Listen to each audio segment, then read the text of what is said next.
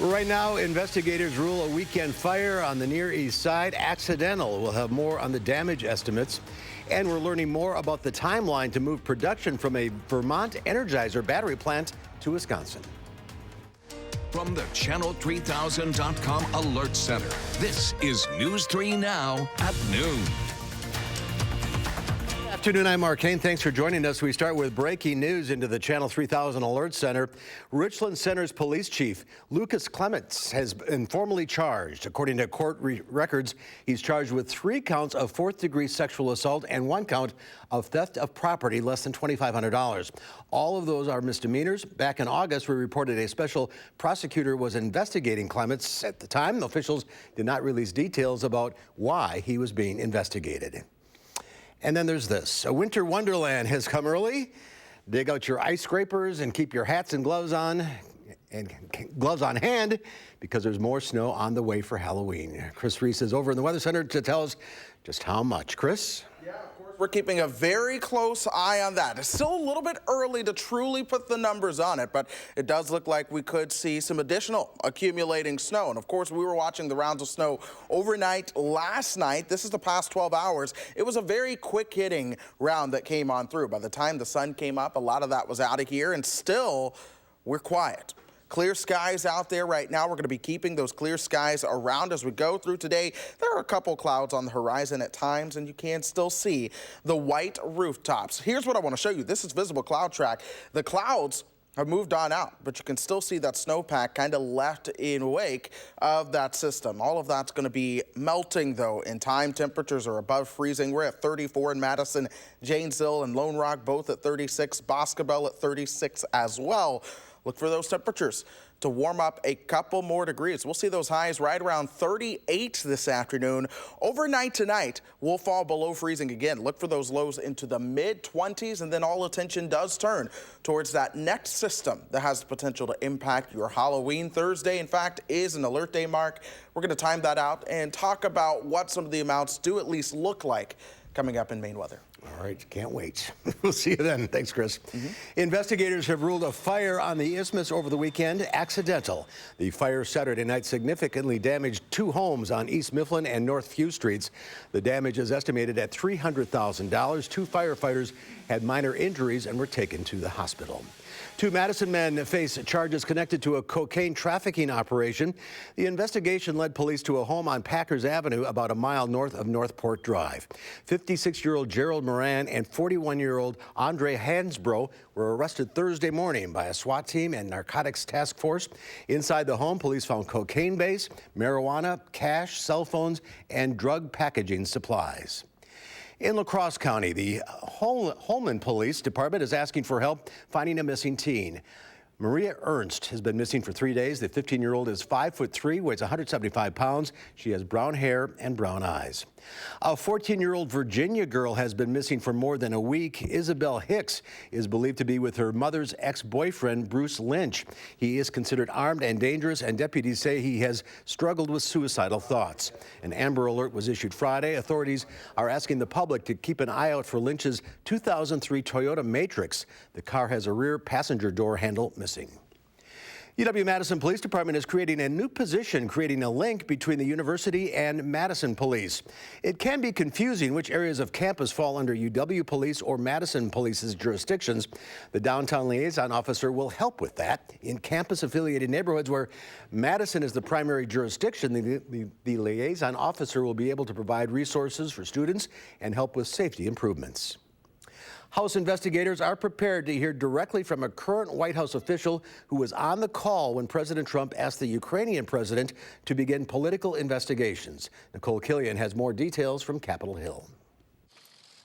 Lieutenant Colonel Alexander Vindman arrived on Capitol Hill to testify. He raised concerns to White House lawyers about the Trump administration's Ukraine policies. As Director of European Affairs for the National Security Council, Vindman listened to the July phone call where President Trump asked Ukrainian President Volodymyr Zelensky to begin political investigations. According to prepared testimony, Vindman said he was concerned by the call, adding, "I did not think it was proper to demand that a foreign government investigate a U.S. citizen."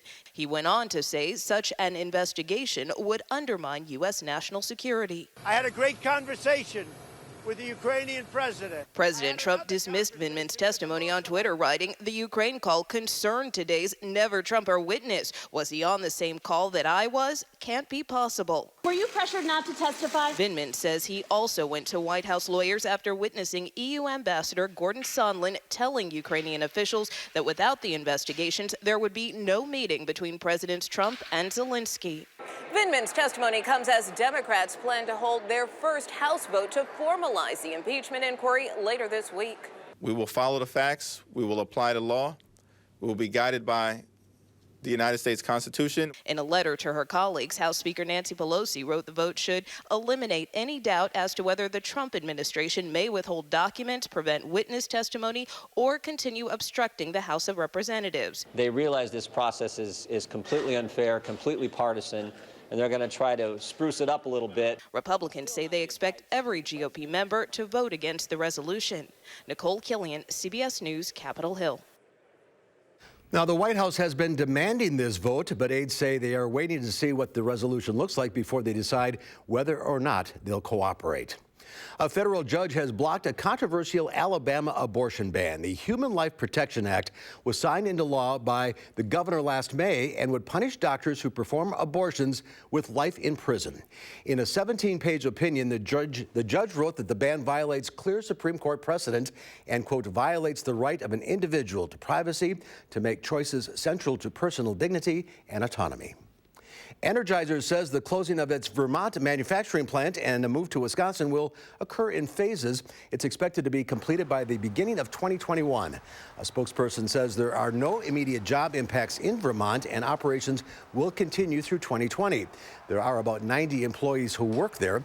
Energizer acquired Rayovac earlier this year. There is a Rayovac manufacturing plant in Portage, and officials say the batteries can be produced more efficiently in one facility. New at noon, a Michigan company is voluntarily recalling nearly 2,300 cases of apples due to a potential listeria contamination. The recall is from North Bay Produce of Traverse City and affects varieties including McIntosh, Honeycrisp, and Red Delicious. The recalled apples were sent to retailers in Wisconsin and 7 other states. And there's more to come on News 3 Now at noon. Up next, we'll see what Howard's working on in the Mr. Food Test Kitchen. If you love pumpkin, stick around, because we're going pumpkin crazy here in the Test Kitchen.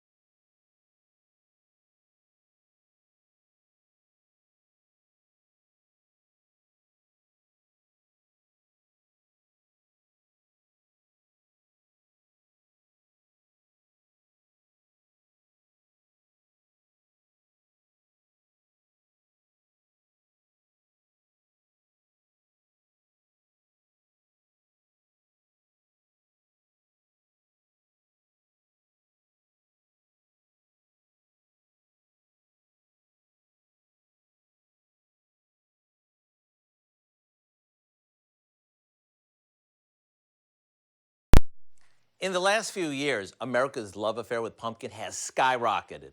I mean, it's hard to walk down the aisle of the market and not see everything from pumpkin cereal to pumpkin coffee. So to add to the pumpkin frenzy, we came up with a pumpkin muffin that I think you're gonna love. We start by creaming some butter and sugar. Once it's light and fluffy, we add in some canned pumpkin, a couple of eggs, and a splash of vanilla. After it's smooth, in go our dry ingredients, including a bunch of spices.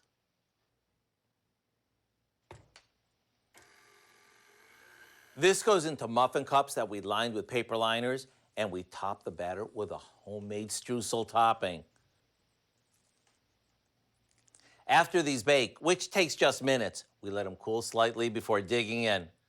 I'd be curious to see what part you like better, the super moist pumpkin-y cake-like part or the buttery streusel topping that melts in your mouth.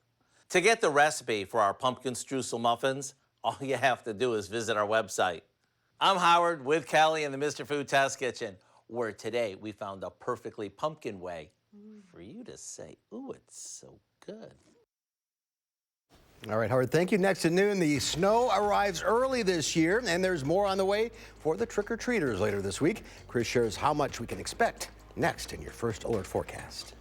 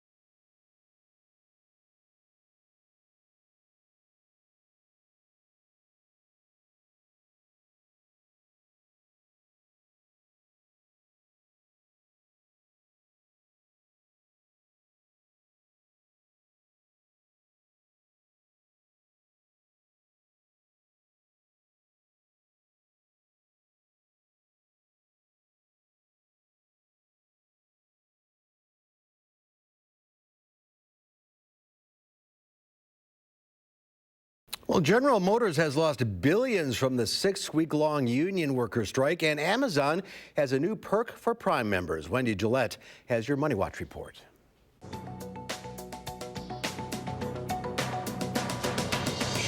picket line has hit General Motors' bottom line. The Detroit automaker's third quarter net profit fell 7% because of a now resolved strike by the United Auto Workers Union that halted production. Earnings did substantially beat Wall Street estimates, but GM says the strike will slash earnings by almost $3 billion this year. Amazon is adding a new benefit for Prime members, free grocery delivery. The online shopping giant says deliveries will be made during a 2-hour window. Previously, members had to pay $14.99 a month for delivery from Amazon Fresh or Whole Foods. The free service will be introduced in phases. It costs $119 a year to join Prime. Jenny Craig is coming to Walgreens in 2020. The weight loss management company announced it will set up shop at 100 of the drugstore's locations starting in January. The partnership will offer personal consultations, customized meal plans, and meal delivery. Looks like singer Taylor Swift can't shake off a copyright lawsuit. Federal appeals court judges reinstated a lawsuit by 2 songwriters yesterday. They allege Swift swiped lyrics from Sean Hall's 2001 song, Play Is Gonna Play, for her 2014 hit. A U.S. district judge dismissed the case last year. The reversal now sends the case back to U.S. District Court for consideration. And that's your CBS Money Watch report. For more, head to cbsmoneywatch.com. At the New York Stock Exchange, I'm Wendy Gillette. Wendy, thank you. At the noon hour, the Dow Industrials up 17 points. The NASDAQ down on 24, and the S&P 500 is also down. Let's check in now with Q106 Farm Director Pam Yankee, who is in the radio suite on this snowy Tuesday. Thanks for braving the weather. Yeah, no kidding. Well, we're getting better and better at manipulating the knee scooter and all the rest of that. Now we get this snow. Believe me, my troubles are nothing compared to our Wisconsin farmers, though, Mark. The weekly crop progress report shows just how far behind our Wisconsin farmers are. According to the Wisconsin Ag Statistical Service, we've only got 13% of our corn harvested for grain. That's 3 weeks behind our normal. Soybeans, 46% of our soybeans harvested. That's 4 days behind last year, which was a nightmare, and 11 days behind our 5-year average. 64% of the soybeans that we have harvested in the good to excellent category. That's a 2 percentage point decline in confidence for farmers in just 1 week's time. And now, as you probably noticed on your front yard, this is heavy wet snow, which is going to cause us problems with any of those soybeans that remain out there. That's going to be the priority for most Wisconsin farmers, to try to harvest them first. Hopefully, the corn will stand a little bit longer until colder weather comes in, so that those fields firm up enough for the heavy equipment to get in there and harvest that. But this is just a nightmare for our Wisconsin farmers, one that's been unfolding, unfortunately, all year long. As far as the dairy markets are concerned for today, that continues to trend a little higher. Fluid milk contracts are up double digits on the midday. We're continuing to see a lot of interest in what's happening, not just with fluid this year, but also into next. I did a 6-month average for the front part of 2020. It comes in about $17.40 a hundredweight for our dairy farmers. That's about $1.49 per gallon at the farm gate. Barrel cheese today was unchanged in Chicago, $2.25 and a quarter. 40-pound block cheese up a penny at $2.15 and a quarter. AA butter finishes up a half a cent on Tuesday at $2.08 and 3/4. So, despite the better news in the dairy complex, Mark, there's no way of getting around that this snow is the last thing our Wisconsin farmers needed. And there's more on the way, unfortunately. Yep, I'm afraid so. All right. Came early this year. Bad year all around for the farmers. All right, Pam, thank you. Let's check in now with Chris. More snow on the way. More snow is on the way, but I do want to start off with taking a look back at the snowfall that we have received so far today. The highest total, Baraboo at 3.8 inches, Lancaster coming in at 1 inch.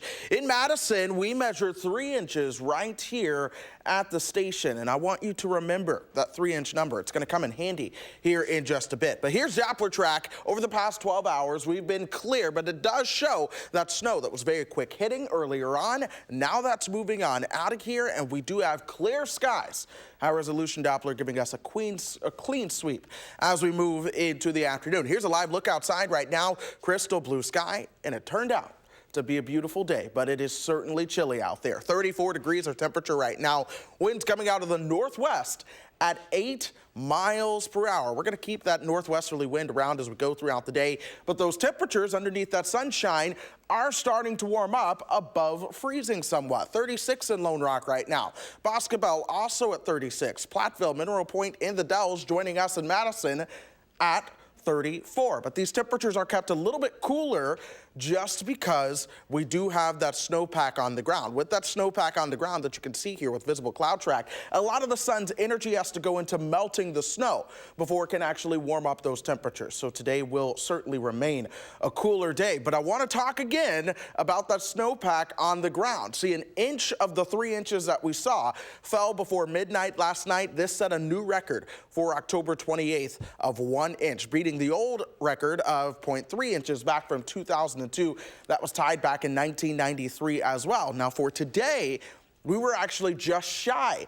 of setting a record. The record snowfall for today still standing strong from 1917, 2.2 inches. We saw just at 2 inches of snowfall after midnight before things came to an end. Now let's look ahead. We've got a couple more records at risk as we head through the rest of the week. That's going to be tomorrow with 1/2 inch, and then October 31st at 3.2 inches. This is because we're watching that next system that's getting ready to come our way. That cold air certainly still in place, but our new area of low pressure, that's starting to develop over the Rocky Mountains as we speak, and that's going to be moving towards the upper Midwest. Watch the clouds begin to increase throughout the day on Wednesday.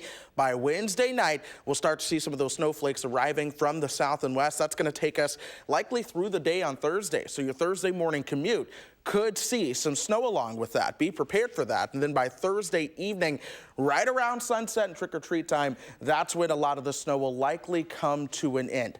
A lot of the models are still waffling on amounts, but they're coming in anywhere from about 2 to 4 inches of snow. I think the European model in particular has a solid handle on just being in the middle of the spread. And so it shows upwards of 2 to 4 inches of snow throughout the state, likely a little bit on the lower side. But that's why I say that record is in jeopardy. We're going to have to watch that very closely. If we get more than 1/2 inch tomorrow night before midnight, we'll set a new record. Colder air moves in for the weekend. We're going to see that colder air really around through early next week as well before we start to see somewhat of a rebound in temperatures. The only downside is that could likely be ahead of another even cooler shot of air. We've got 10 days to watch that, folks. In the meantime, let's plan your Halloween and make sure that you have a costume that matches with the snow. Like I said, I'm going as a snow angel for Halloween. I'm ready. We're going to have a good time. Also, don't forget, with the sunshine this weekend and warmer temperatures, to fall back Saturday night. After a week that you just went through with the 2 snow chances, you deserve that extra hour of sleep. So you got a lot going on here. There's a lot going on in that forecast, for sure. We'll keep an eye on the totals as we go along. Yes. Thank you, Chris. Next at noon, it can take lots of hard work to put a Halloween costume together. One family has spent nearly 100 hours making their son's wheelchair into a fighter jet. Their story's coming up.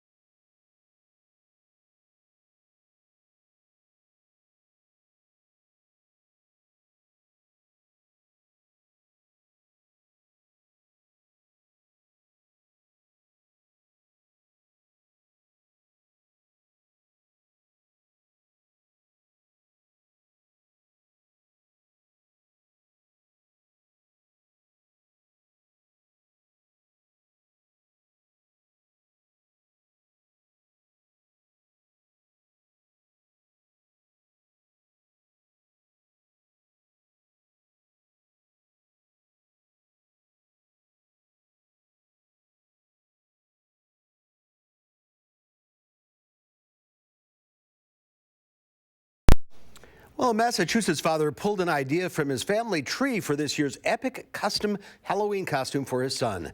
Jason Law reports. What do you think, Tommy? The big reveal. Today's the big day. We're going to dress you up. The moment when 15-year-old Tommy Hardy no longer sees his wheelchair. Instead, he sees himself in the cockpit, piloting an iconic Air Force jet, the SR-71 Blackbird. The creativity in this garage is just amazing. For the last month, Tommy's dad and friends have put in nearly 100 hours, using parts from around the garage to create this Halloween costume. I think it's a great family tradition that we have. Tommy has cerebral palsy. He's living with autism and is nonverbal. But Dad says he's your typical teenager who loves Halloween. To watch Tommy light up, and not only watch him light up, trick-or-treating as a kid, but also seeing the other kids around him just being so like, wow, that's an awesome costume, bud. You know, they're not looking at him like he's in a wheelchair. They're just seeing an awesome costume, just a little kid going out having some fun. In recent years, Tommy has been an X-Wing fighter from Star Wars, rode one of the dragons from Game of Thrones, and last year, stopped traffic in this Haverhill police car. The real detail this year is the wood that we used to form the plane. But this year's costume has a very special meaning for this family. We actually got a photo of the SR-71 cockpit. So we cut that out, laminated it, and then also added my father and my mother from their military days. Tommy's grandparents were both in the Air Force, and both passed away this year. Trying to dedicate this costume to my family. My parents were huge supporters of what we did, doing this each year, so we wanted to give something back. Every year we just amaze ourselves. It's just a lot of fun.